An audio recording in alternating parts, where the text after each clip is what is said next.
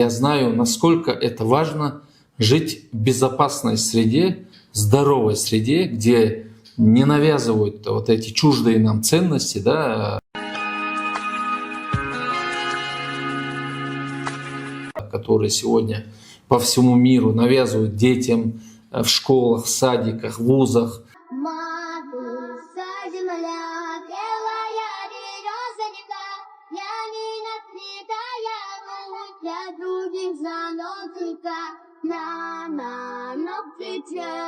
Вот эта псевдотолерантность, да, под под псевдотолерантностью, они это зло под эгидой, они просто вот это зло насаждают нашим детям. Наверняка у тебя тоже есть очень много знакомых, и у меня есть, которые переехали со столицы России, вот русские семьи, в Чечню. И на вопрос, почему вы переехали, у нормального человека возникает такой вопрос, мне они отвечают: это самое безопасное место воспитать, растить детей. Ребенок не видит, как курит, не видит, как в парке пьют.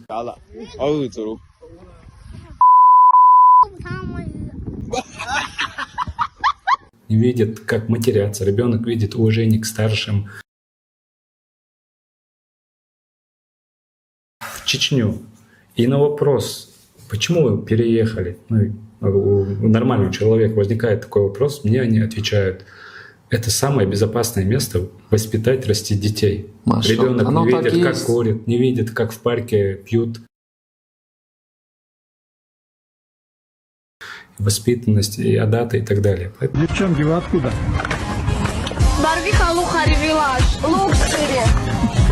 В Дубай поедете?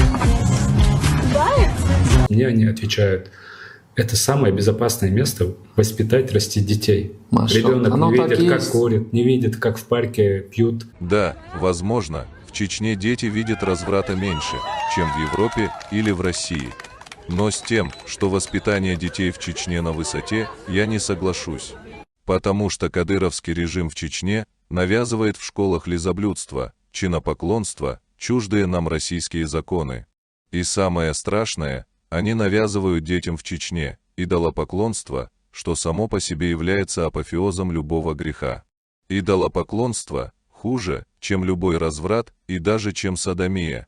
Так что не надо нам вешать лапшу на уши.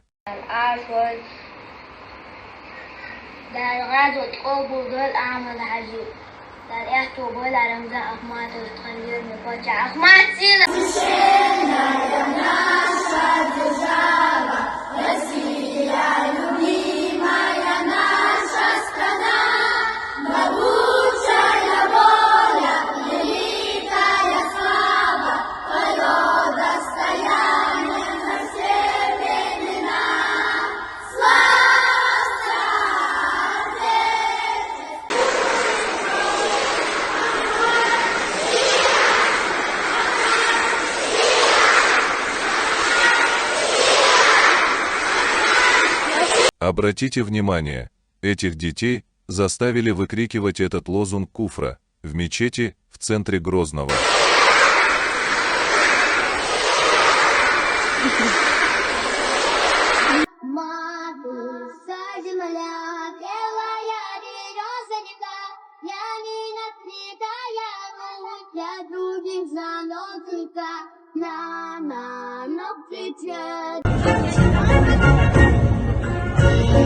Пацаны!